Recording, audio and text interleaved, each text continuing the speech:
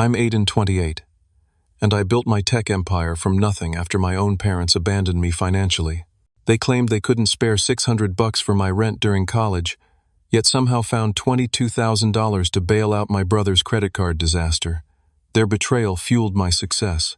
The look on my dad's face, when he walked into my company's lobby not knowing I owned the place, was worth every night I spent hungry and cold. Before I tell you how I went from nearly homeless to owning multiple companies, let me know where you're watching from in the comments. Hit that like and subscribe if you've ever had family choose favorites. Trust me, my revenge was worth the wait. Growing up in the suburbs of Boston, Massachusetts, our family looked picture perfect from the outside. My father Richard worked as a mid-level manager at an insurance company, while my mother Margaret taught third grade at the local elementary school. We lived in a modest 4-bedroom colonial with a well-kept lawn and a 2-car garage, the epitome of middle-class American stability. My younger brother Ethan and I shared the second floor, our rooms connected by a bathroom that became a constant battleground as we grew older. From an early age, the differences between us were stark and seemingly defined our value in our parents' eyes. Ethan was the golden child, athletic, charming, and effortlessly popular. He played 3 sports, excelled at baseball particularly, and had a natural ability to make people laugh. Our parents rarely missed his games, proudly wearing team colors and cheering from the bleachers regardless of the weather. My mother would spend hours preparing special protein-packed meals before his big games, and my father dedicated weekends to practicing pitches with him in the backyard. I, on the other hand, was quiet and studious. Computers fascinated me from the moment my elementary school got its first shared PC lab. While Ethan collected trophies that eventually required their own shelf in the living room, I collected knowledge and skills that were less visible, less celebrated. I taught myself coding at 13, built my first rudimentary program at 14, and by 16 I was fixing computers for neighbors to earn extra cash. The pattern of favoritism was subtle at first, but grew more obvious over time. Christmas mornings told the story clearest. Ethan would unwrap the latest gaming console, expensive sports equipment, or trendy clothes. My gifts were practical socks, educational books, or computer parts I had specifically requested with detailed model numbers, which they often got wrong. When I opened a refurbished laptop one year while Ethan got a brand new dirt bike, my mother justified it with, "You're practical, Aiden. We knew you'd appreciate something useful more than something flashy." Family gatherings amplified the disparity. Relatives would ask Ethan about his latest game-winning play while I sat quietly.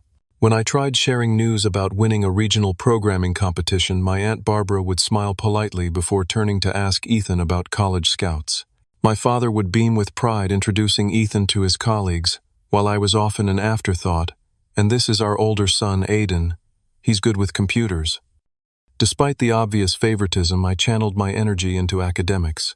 I maintained a perfect 4.0 GPA throughout high school, scored 1,500 on my SATs, and won the state computer science competition 2 years running. While Ethan struggled to maintain a C average, I was accepted to one of the top computer science programs in the country with a partial merit scholarship. The night I received my acceptance letter, I rushed downstairs, hands shaking with excitement. My parents were watching television in the living room. I got in, I announced, holding up the letter.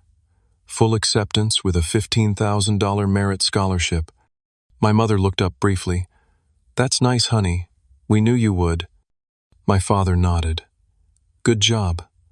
Make sure you find out about work-study options."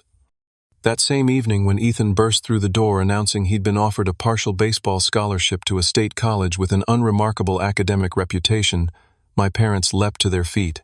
My mother hugged him tightly, tears in her eyes, while my father clapped him on the back, repeatedly declaring we needed to celebrate. They ordered pizza called Grandparents and opened a bottle of champagne they'd been saving for a special occasion. I retreated to my room, acceptance letter still in hand, the contrast not lost on me. But I told myself it didn't matter. I was going to create my own success story with or without their enthusiasm. Little did I know how literally that promise would be tested. My first semester at university felt like breathing fresh air after years of being suffocated. For once, I was surrounded by people who spoke my language both literally and figuratively. My roommate Jackson was a brilliant mathematics major who appreciated late-night discussions about algorithm efficiency. My professors recognized my abilities and challenged me accordingly. For the first time, I felt truly seen. I'd started college with cautious optimism about my financial situation. My scholarship covered about 60% of my tuition, and I'd saved nearly $8,000 from my high school computer repair business. My parents had vaguely promised to help out where they could, though they never committed to specific amounts or expenses. "We're not made of money," Aiden, my father, reminded me during move-in day as we passed families unloading expensive furniture and brand new laptops. "You'll need to be frugal. This was your choice." I had accepted their limitations and budgeted carefully. My apartment was a 20-minute walk from campus, far enough to be affordable, but close enough to be practical. I shared it with 2 other students to keep costs down. I simply worked weekends at the campus IT help desk and avoided the costly social outings that consumed many of my classmates' bank accounts. Everything changed during my 3rd semester. The university announced budget cuts due to endowment losses, and my scholarship was reduced by 30%. This translated to an additional $4,000 per semester I hadn't planned for. I'd already depleted most of my savings covering books, supplies, and living expenses. After staring at my bank account for hours calculating and recalculating possible scenarios, I swallowed my pride and called home. It was a Sunday evening, and I knew both my parents would be there. "Hey, Mom," I began, trying to keep my voice steady. "I've got a bit of a situation with my scholarship." I explained the cuts and my financial predicament. "I've looked at every option," I continued. "I've applied for additional scholarships and taken on more hours at work, but I'm still coming up short. I need about $600 a month for rent, until I can find a better solution. Could you and Dad help, just temporarily?" The silence on the other end stretched uncomfortably before my mother replied, "Oh, Aiden, that's terrible timing. Your father and I are really stretched thin right now. The roof needed repairs, and we've had to help your grandmother with her medication costs." My father got on the phone. "Son, we just don't have extra cash lying around. You're smart. You'll figure something out. Maybe take a semester off to work full-time, or find a cheaper place." I ended the call feeling hollow. Taking a semester off would mean losing my remaining scholarship and possibly my spot in the competitive program. Moving to a cheaper place mid-semester would require breaking my lease, paying penalties I couldn't afford, and likely moving much farther from campus. What followed were the hardest months of my life. I took on a second job stocking shelves at a grocery store from 10 at night until 2 in the morning, then a third delivering newspapers before dawn. I slept in fragmented 3-hour chunks between work classes and assignments. I survived on ramen noodles, the cheapest caloric option available, supplemented with free coffee from the computer lab. I walked everywhere to save bus fare, even in the bitter January snow, because every dollar mattered. My apartment was perpetually cold because I kept the thermostat at 55 degrees to minimize utilities. I studied wrapped in every blanket I owned, wearing gloves with the fingertips cut off so I could still type. One particularly brutal week, I rationed my food so severely that I became dizzy during a programming lab. Professor Winters noticed and discreetly brought me a sandwich from the faculty lounge. "You're one of my most promising students, Aiden," she said quietly, "but you look like you're about to collapse. Is everything all right?" I gave her a sanitized version of my situation, too proud to reveal the depth of my struggles. She listened carefully before suggesting I apply for the department's emergency grant program. That grant, $500, allowed me to eat properly for the remainder of the semester. Despite everything, I maintained my GPA and even developed a simple mobile app that earned me a few $100s in monthly revenue. It wasn't much, but it created a small buffer in my bank account for the first time in months.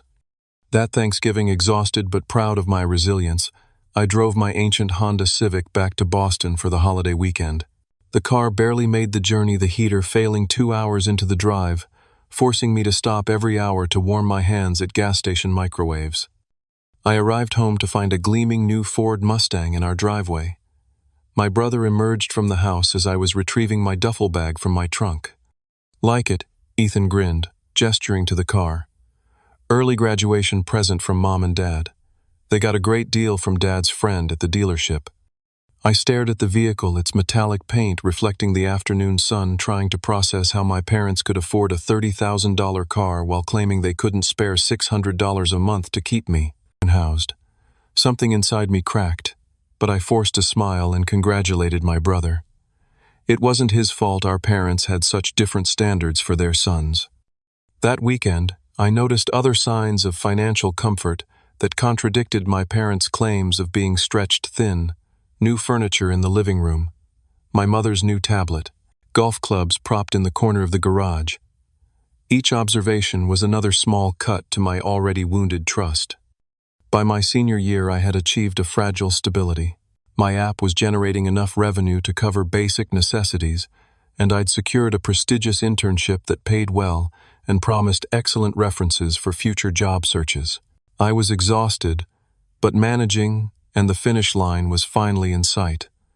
I had largely accepted my parents' inability or unwillingness to help me financially, filing it away as a painful reality, but not one I could change. Christmas break arrived with a heavy snowstorm that nearly prevented my drive home. The thought wasn't entirely unwelcome. Part of me would have preferred staying in my apartment coding in peaceful solitude, rather than navigating the emotional minefield of family gatherings. But some stubborn part of me still craved that normal family Christmas experience, still hoped for genuine connection with the people who had raised me. The house was decked in holiday decorations when I arrived, a fire crackling in the fireplace, and the scent of my mother's sugar cookies filling the air. Ethan had arrived the day before, having dropped out of college. After 3 unsuccessful years despite his scholarship, he was finding himself, which seemed to involve sleeping until noon, and playing video games for hours on end. My parents appeared to accept this phase with patient indulgence. My first night home, I woke around midnight, thirsty after the long drive. As I approached the kitchen, I heard my parents' voices in heated discussion. I paused in the hallway, not intending to eavesdrop, until I heard my name. "We can't tell Aiden about this," my mother was saying. "You know how he gets about money, always keeping track of every penny. He'd never understand." "I don't like hiding things from him," my father replied. "But you're right. He's always been so independent, so responsible. Ethan needs this help more than Aiden ever has." $22,000, Richard. It's a fortune. If we hadn't taken that equity line on the house. I froze, my body suddenly cold despite the house's warmth. The credit card companies were threatening legal action, Margaret. What choice did we have?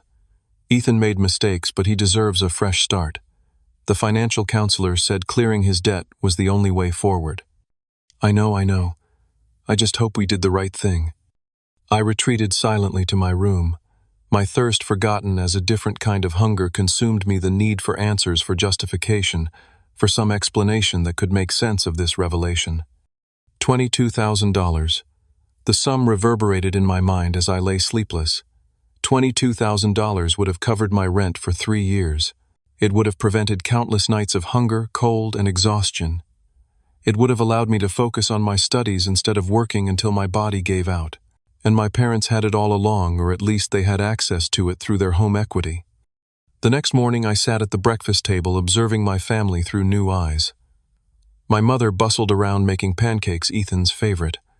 My father read the newspaper, occasionally commenting on headlines.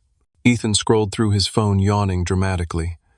It was a scene of domestic normalcy that now felt like an elaborate facade. I waited until we were all seated, food served, before I spoke. "I heard something interesting last night." I began, my voice steadier than I felt. "Something about $22,000. The kitchen went silent. My father's newspaper lowered slowly. My mother's fork clattered against her plate. Ethan looked confused, glancing between our parents. "You weren't meant to hear that," my father finally said. "Clearly not. But I did. You paid off Ethan's credit card debt. $22,000 worth." My mother's expression hardened slightly.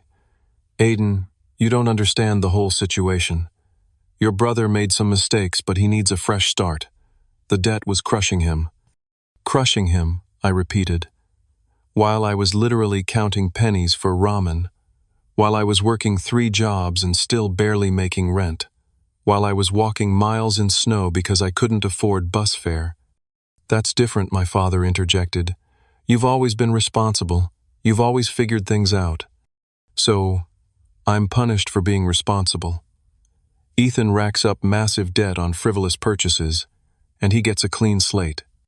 My mother reached across the table. "Honey, you're the smart one. You've always been self-sufficient. We knew you'd be fine." "Fine."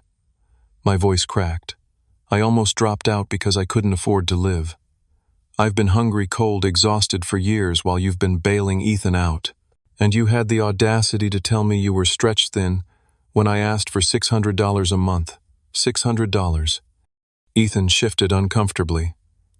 "Dude, I didn't know you were struggling that bad." "Of course you didn't. No one in this family has ever bothered to ask." I pushed back from the table. "I'm not hungry anymore."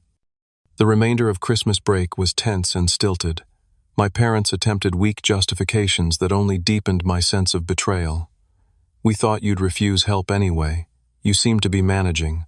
Your brother isn't as capable as you are." Each excuse was another twist of the knife.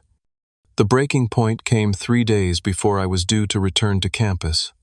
We were watching television in strained silence when Ethan casually mentioned his plans for spring break. "Mom and Dad are helping me book that Europe trip we talked about," he said, scrolling through his phone.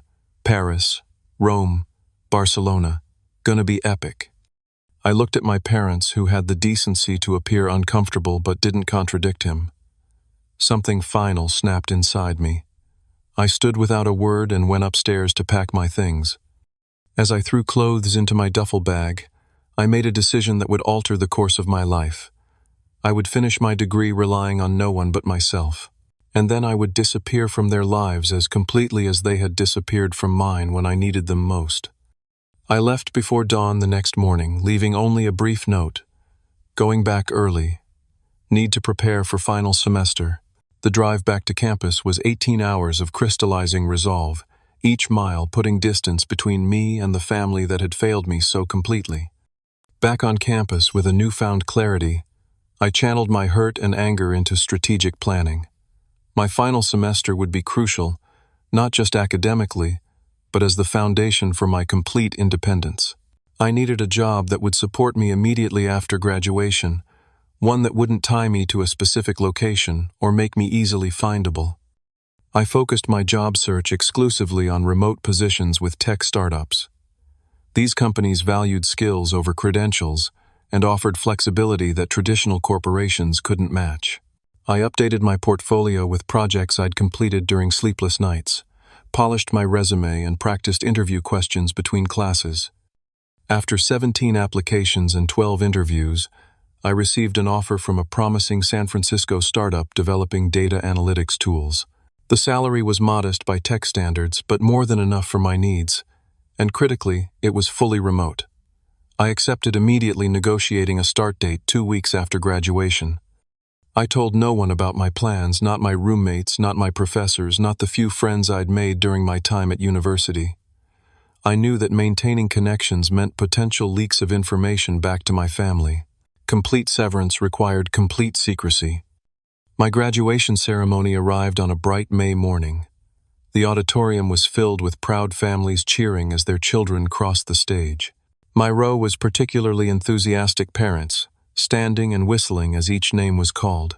When Aidan Sullivan echoed through the speakers, the audience applauded politely, the generic recognition given to students whose families weren't present. I hadn't invited my parents, hadn't even told them the date.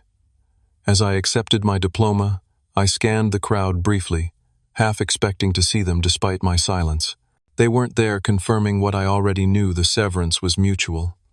After the ceremony, I returned to my apartment for the last time. I had already sorted my possessions into 3 categories: necessities to keep, items to sell, and things to donate. My life fit into 4 boxes and 2 suitcases, a minimalist existence born of necessity, and now embraced by choice. I made my final rental payment, cleaned the apartment meticulously to ensure the return of my security deposit, and loaded everything into my car. Before leaving town, I completed my digital disappearance, changing my phone number, creating a new email address that bore no resemblance to my previous one, and deactivating all social media accounts. I opened a new bank account at a national chain, transferring my modest savings and closing my university area account. My destination was Pittsburgh, Pennsylvania, a city reinventing itself as a tech hub with a cost of living low enough to stretch my entry-level salary. I had researched neighborhoods, carefully selecting a small but secure apartment in a converted factory building.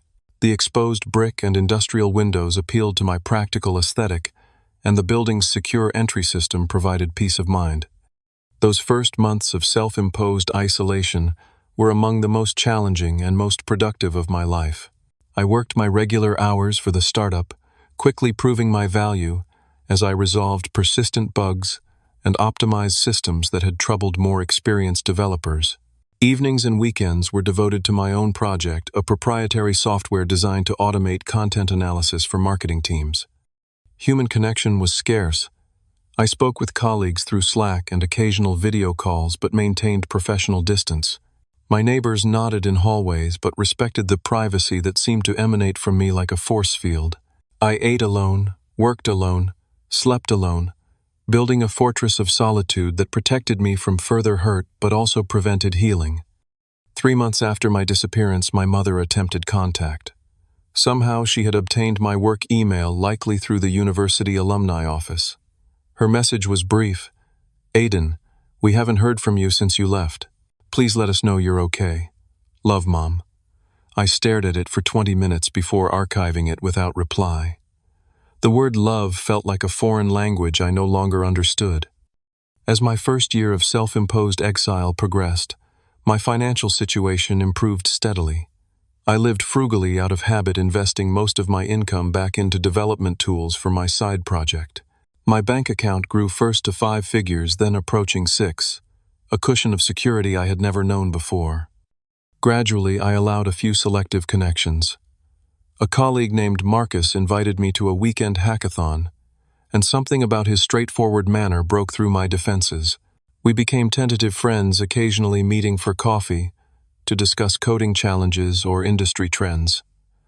Through him, I met Teresa, a brilliant UI designer whose perspective complemented my technical focus. These small openings in my emotional armor coincided with my first recognition that isolation had taken a psychological toll. I began waking at 3 in the morning, heart racing with undefined anxiety. Memories of family holidays would ambush me in grocery stores or laundromats, leaving me momentarily paralyzed. After one particularly bad week of insomnia, I found a therapist who specialized in family estrangement. Dr. Catherine Chen never pressured me to reconcile with my family or to forgive before I was ready. Instead, she helped me untangle the complex web of love, betrayal, anger, and grief that defined my relationship with my parents and brother. Healing doesn't require reconnection, she told me during one pivotal session, but it does require reconnecting with parts of yourself that were damaged by their actions. By my second year of independence, my side project had evolved into a viable product. I filed patents, incorporated a small business, and began approaching potential clients. My first sale to a mid-sized marketing firm in Chicago validated both my technical vision and business model. The second and third sales followed quickly, creating enough revenue for me to consider leaving my steady job. I submitted my resignation with mixed emotions. The startup had been my lifeline when I needed it most, but my creation demanded my full attention. My supervisor tried to keep me with promises of promotion and equity, but my decision was made. For the first time in my life, I was completely self-determining, answerable to no one. That night, sitting in my apartment, surrounded by the gentle glow of computer monitors, I allowed myself a moment of pride. From the desperate college student counting pennies for ramen, I had transformed into a business owner with growing success and unlimited potential. The fortress I had built to protect myself was becoming a launchpad instead. 2 years after graduation, with my first company generating stable revenue, I made the decision to expand operations. My content analysis software had found its market niche, attracting clients ranging from small marketing agencies to multinational corporations. Working from my Pittsburgh apartment had served me well during the bootstrap phase, but to truly scale, I needed a proper office and a team. Chicago became my next home base, centrally located with a robust tech ecosystem and more affordable than coastal hubs. I leased a modest office space in the West Loop, an area transforming from industrial wasteland to innovation district. With careful planning and rigorous interviewing, I assembled a core team of 8 developers, designers, and sales specialists who shared my vision for data-driven content optimization. The company, which I named Clearview Analytics, grew faster than even my optimistic projections. Our client list expanded from 20 to over 100 within 18 months. My technical background, combined with an unexpected talent for strategic business development, created a powerful foundation. By the end of our second year in Chicago, we had grown to 50 employees and moved to larger offices overlooking the Chicago River. Our breakthrough came when NetStream, a major digital media conglomerate, approached us about acquisition. Their offer was generous, 8 figures plus stock options, but included terms that would have required me to relinquish control. Instead of accepting outright, I negotiated a partial acquisition that allowed NetStream to license our technology while I retained majority ownership and operational control. This hybrid arrangement provided capital infusion without sacrificing autonomy. With newfound resources, I launched my second venture, a cloud security platform called Fortress Protocol. Cybersecurity had always fascinated me, and my analysis of market trends suggested growing demand for solutions that protected customer data without sacrificing performance. I hired specialists from leading security firms offering equity stakes that aligned their interests with the company's success. Fortress Protocol secured its first major client, a healthcare system with stringent privacy requirements, 6 months after launch. Others followed as our reputation for both security and system efficiency spread through industry channels. We formed strategic partnerships with larger tech companies, becoming their preferred security solution for sensitive implementations. My personal profile remained intentionally low during this period of expansion. I declined speaking engagements, avoided industry networking events when possible, and delegated media interactions to our communications director. When Technology Innovator magazine requested an interview for their Founders to Watch feature, I agreed only if they would use my first name only and no photographs. The resulting article described me as the enigmatic Aiden, whose brilliance is matched only by his reclusiveness. This partial anonymity served both personal and professional purposes. It protected me from potential family contact while creating an aura of mystery that ironically increased interest in my companies. Potential investors and partners were intrigued by the founder, who let his work speak for itself rather than seeking the spotlight. My personal wealth grew exponentially as both companies thrived. I purchased a penthouse condominium in Chicago's Gold Coast neighborhood, a glass and steel sanctuary with panoramic lake views. The space was minimalist but luxurious, featuring smart home technology I had customized myself and an office setup that rivaled most corporate headquarters. Despite financial success, I lived relatively modestly compared to other tech entrepreneurs at my level. I drove a high-end electric vehicle, but not an ostentatious sports car. I dined at excellent restaurants, but avoided the scene-making establishments favored by those seeking to be noticed. My few indulgences were technological: the latest development tools, custom-built computers, and prototype devices from emerging tech companies. 5 years after my graduation and disappearance, I had transformed from struggling student to multimillionaire. I had ownership stakes in dozens of companies across the country, having expanded my investment portfolio to include promising startups in fields ranging from biotechnology to sustainable energy. My holding company, Sullivan Innovations, had become a respected name in venture capital circles, known for thorough due diligence and founder-friendly terms. Throughout this period of extraordinary growth, I maintained my digital fortress. My public information was limited to what was legally required for business operations. I used different email addresses for different purposes, changed phone numbers regularly, and employed a private mail service to handle correspondence. I had no active social media presence under my real name and used secure messaging platforms for all sensitive communications.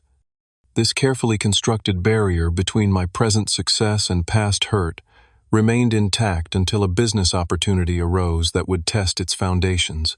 A mid-sized IT services company based in my hometown of Boston was struggling financially despite solid technical offerings.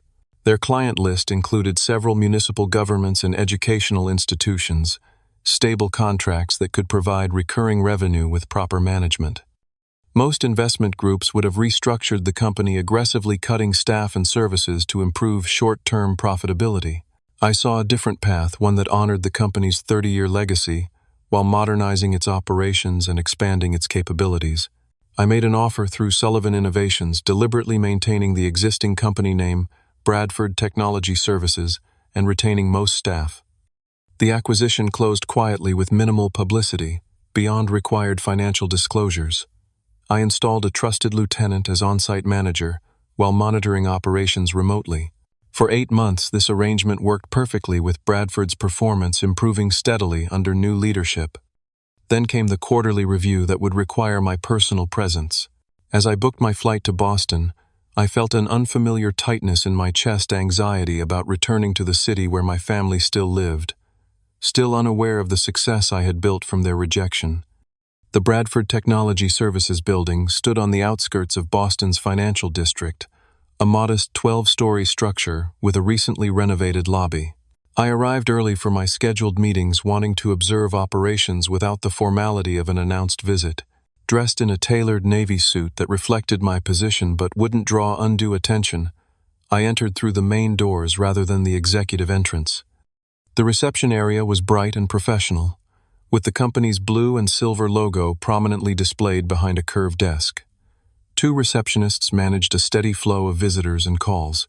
I stood back, observing the efficiency of their workflow and the general atmosphere. Employees nodded respectfully to each other as they passed through the security turnstiles, suggesting a collegial culture I was pleased to see had survived the acquisition. As I waited for an appropriate moment to approach the reception desk, the main doors opened again. A gray-haired man in his early 60s entered, his posture slightly stooped but still recognizable. My father. Time seemed to slow as my brain processed this impossible coincidence. He had aged considerably in the 5 years since I'd last seen him. Deep lines framed his mouth and eyes, and his formerly dark hair was now almost completely silver. He wore a suit that had once fit him well, but now hung slightly loose on his frame. I stepped behind a decorative pillar, heart pounding, as I watched him approach the reception desk. A primitive instinct urged me to flee, to preserve the carefully constructed separation between my past and present. But a stronger impulse kept me rooted in place, the need to understand why he was here in this building on this particular morning. "Good morning," he said to the younger receptionist. "I'm hoping you might be able to help me with something." "Of course, sir. How can I assist you today?" Her voice was professionally pleasant. "I'm looking for information about someone who might work here. My son, Aiden Sullivan. I've been trying to locate him for some time." The receptionist's expression remained neutral. "Let me check our directory, sir." "Sullivan, you said?" "Yes, Aiden Sullivan. He would be around 28 now. Computer science background." She typed briefly on her keyboard. "I'm not seeing anyone by that name in our current employee database. Let me check with human resources to be certain. May I ask your name, sir?" "Richard Sullivan. I'm his father." She picked up her phone and dialed an internal extension. "Hi, Melissa. I have a gentleman at reception looking for an employee named Aiden Sullivan. Yes, I checked the main directory. His father. Richard Sullivan. Yes, I'll hold." As the receptionist waited on hold, I made my decision. 5 years of silence had created a barrier that felt impenetrable, but seeing my father, older, smaller, somehow awakened something unexpected. Not forgiveness, not yet, but curiosity. Why now? Why here? I stepped forward, emerging from behind the pillar. "That won't be necessary," I said to the receptionist, who looked up in surprise. "I can handle this." My father turned at the sound of my voice, his expression shifting from confusion to shock as recognition dawned. "Aiden." His voice cracked slightly. "Is that really you?" We stood facing each other in the lobby where neither of us had expected to meet. I was acutely aware of how much had changed, not just his aging, but my transformation. I stood taller now, carried myself with the confidence of success, rather than the defensive posture of someone expecting disappointment. "Hello, Dad," I said, my voice steadier than I felt. "This is unexpected." He seemed unable to form words for a moment, his eyes taking in my appearance, the quality of my suit, my composed demeanor. "I've been looking for you," he finally managed. "For years. You just disappeared." "I did," I acknowledged. "That was intentional." The receptionist was watching our exchange with professional discretion but obvious curiosity. "Would you like to use one of the conference rooms, Mr. Sullivan?" she asked, clearly addressing me rather than my father. My father's eyes widened slightly at this deference. "Mr. Sullivan." "That would be helpful, Janice. Thank you." I gestured toward a small meeting room off the lobby. "Shall we?"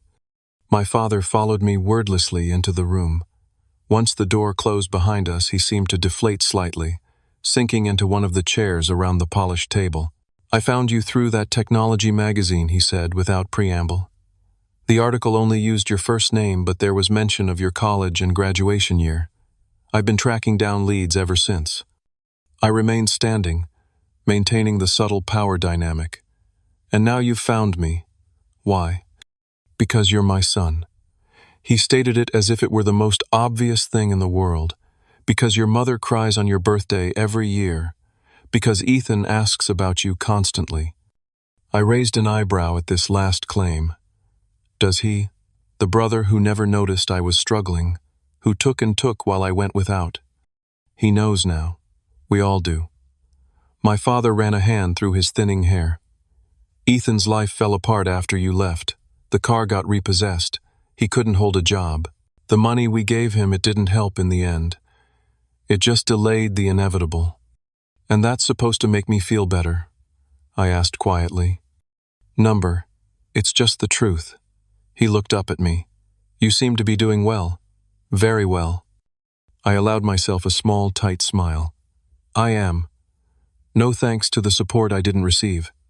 My father glanced around the conference room, its expensive furnishings and technology, suggesting corporate success. "So you work here. You've done well for yourself in IT." The moment had arrived, the revelation I had never planned but now seemed inevitable. "I don't work here, Dad. I own this company, along with several others." The color drained from his face. "You own Bradford Technology, but they've been around for decades. I acquired it 8 months ago. It's one of the smaller companies in my portfolio." He stared at me, visibly processing this information. "My God, Aiden, how is that possible? You're only 28. 28 with 5 years of working every waking hour. 5 years of building something while expecting nothing from anyone else." I finally sat down across from him. 5 years of complete self-reliance, the skill you and Mom inadvertently taught me when you decided I wasn't worth supporting. My father flinched. "We made mistakes. Terrible mistakes that we've regretted every day since you left." "Regret doesn't change the past," I said. "It doesn't erase the nights I went hungry or the winters I spent cold.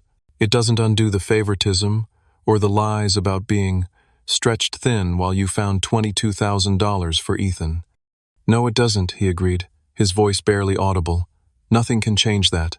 But family is still family, Aiden. We want to make amends. We want you back in our lives."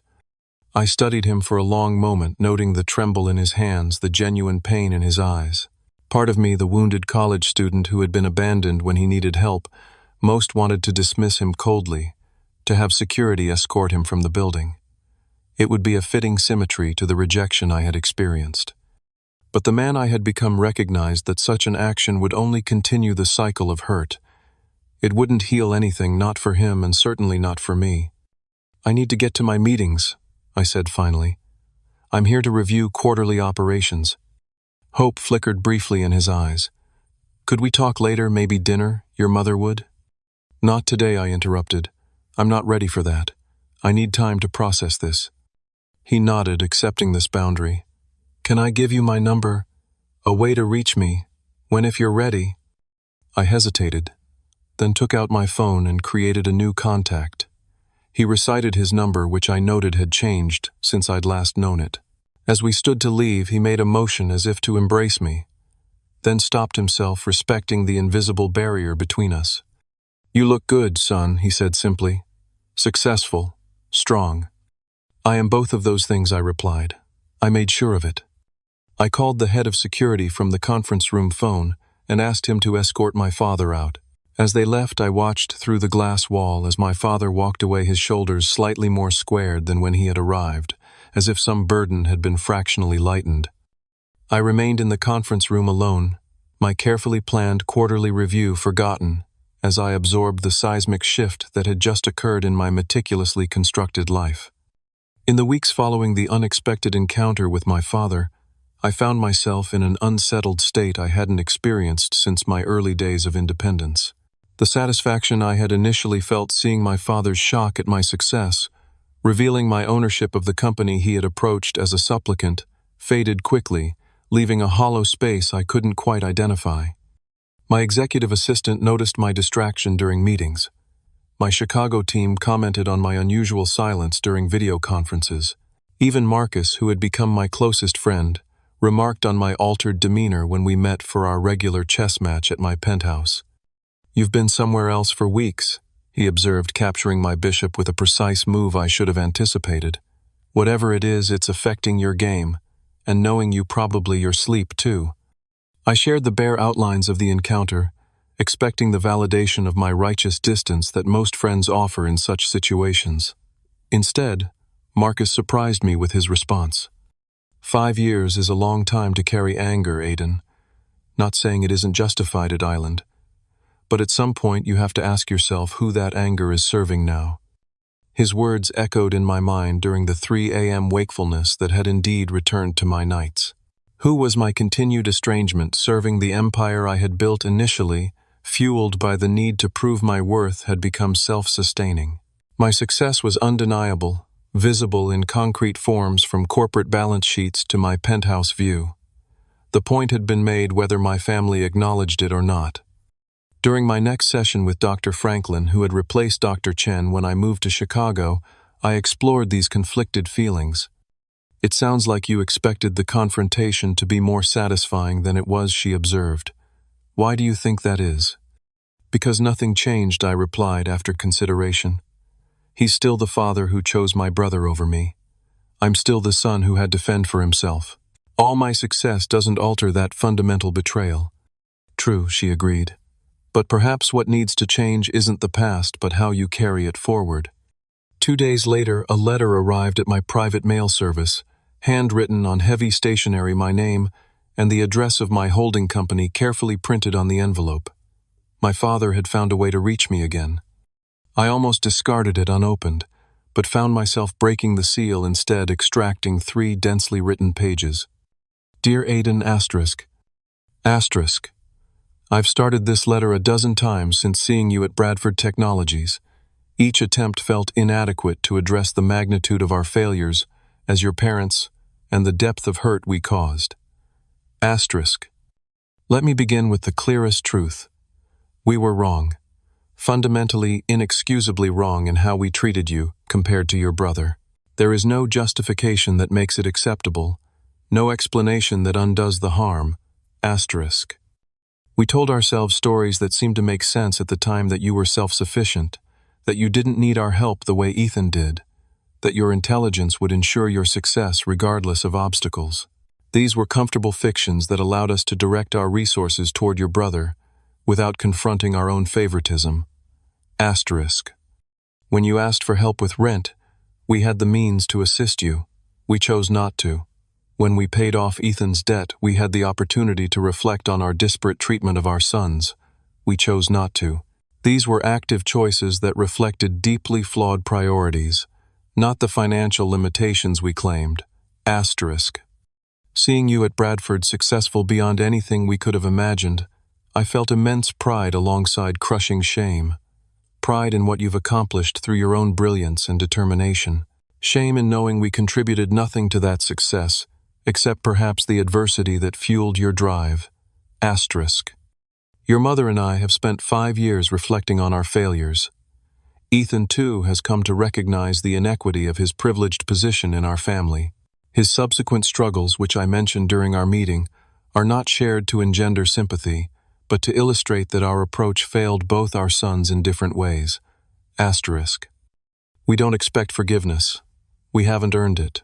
But we hope for the possibility of building something new, not a restoration of what was, which was fundamentally flawed, but perhaps a more honest relationship based on who we all are now. Asterisk. If you're willing, we would welcome any form of contact you might consider. A call, an email, another meeting on your terms and timeline. Asterisk. With deepest regret and enduring love, asterisk, Dad. I read the letter 3 times, searching for the defensive justifications or subtle manipulations I expected. Finding none, I was left with the uncomfortable recognition of its apparent sincerity. My curiosity about my family's current circumstances led me to do something I had avoided for 5 years. I researched them. Through public records and social media, I pieced together the outline of their lives since my departure. My parents still lived in the same house, though property records showed they had refinanced twice, suggesting financial strain. My father had retired earlier than planned from his insurance company position. My mother continued teaching but had reduced to part-time hours. Ethan's digital footprint showed a series of short-term jobs, a brief marriage that ended in divorce, and a recent return to community college. Their apparent financial struggles triggered a complex emotion I hadn't anticipated: concern. Despite everything, some primal connection remained, some vestigial sense of family that 5 years of determined independence hadn't completely severed.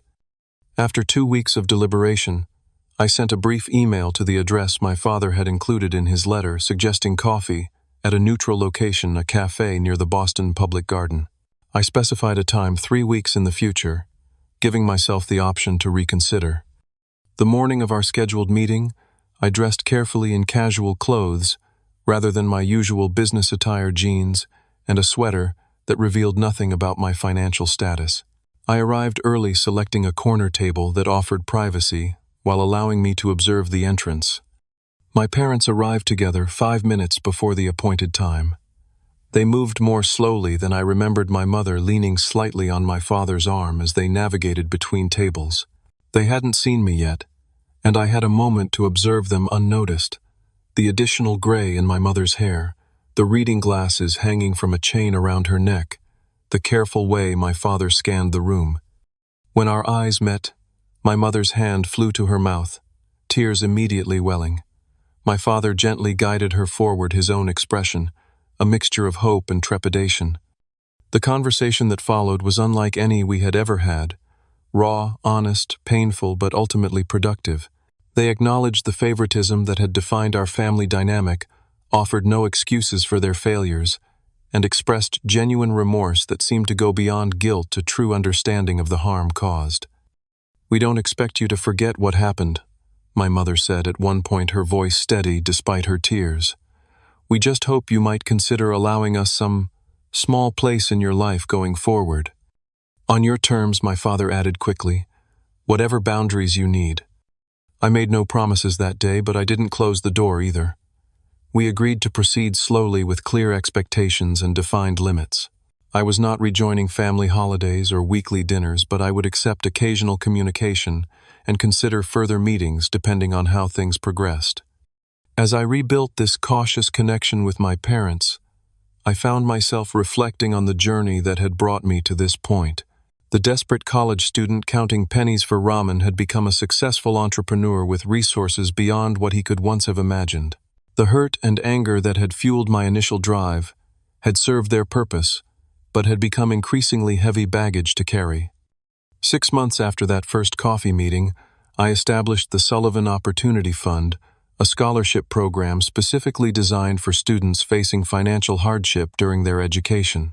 The application process was simple, focusing on need rather than academic achievements, and the support covered not just tuition but living expenses, ensuring recipients could focus on their studies without the crushing stress I had experienced.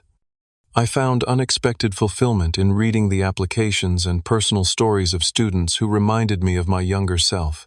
Each quarter, I personally notified the selected recipients, remembering the relief I had felt when Professor Winters had secured that emergency grant for me years earlier. My relationship with my family continued to evolve cautiously. We established a monthly video call, structured and time-limited at first, gradually becoming more natural. I met with Ethan separately, finding him humbled by his experiences and genuinely regretful of his role in our family's dysfunction. I was oblivious, he admitted during our first meeting. I took everything for granted while you struggled. I'm sorry, man. Truly sorry. The following Christmas, 6 years after I had walked away from my family, I accepted an invitation to dinner at my parents' home. It was neither the strained performance of my childhood nor a magical restoration of what had never truly existed. Instead, it was something new, tentative, imperfect, but honest. Throughout this gradual reconnection, I maintained the boundaries that protected my well-being. I shared selective information about my business success, but kept many details private. I limited the frequency and duration of contact. I continued my therapy sessions, processing each interaction and ensuring I wasn't slipping back into old, unhealthy patterns of seeking approval or acceptance. Most importantly, I recognized that while family connections might enhance my life, they no longer defined it. I had built a chosen family of loyal friends, trusted colleagues, and mentors who valued me for exactly who I was. My sense of worth no longer depended on external validation, parental or otherwise. The empire I had built continued to thrive and expand, but my perspective on its purpose evolved. What had begun as a vehicle for proving my value became a platform for creating positive impact. I implemented generous employee benefits, prioritized ethical business practices, and directed significant resources toward educational initiatives and technology access programs for underserved communities. Looking back on the desperate college student I once was, I recognize both his pain and his resilience. The journey from that point to my current success taught me lessons no university course could provide about self-reliance, about the difference between forgiveness and forgetting, about the power of redirecting pain toward purposeful action rather than destruction. Most profound was the realization that true success isn't measured by bank accounts or business acquisitions, but by the freedom to define your own path forward. For me, that meant creating a life of purpose, surrounding myself with genuine connections, and eventually finding the strength to engage with my past without being controlled by it. If you're watching this and struggling with family wounds of your own, know that your path to healing is uniquely yours. Some relationships can be carefully rebuilt with proper boundaries. Others are better left behind. The most important relationship to repair is the one with yourself. Have you experienced family favoritism or had to create success entirely on your own? Share your story in the comments below. Subscribe if this resonated with you, and hit that like button if you've found your own way to turn pain into power. Thank you for listening to my journey from betrayal to success, to something I never expected to find peace.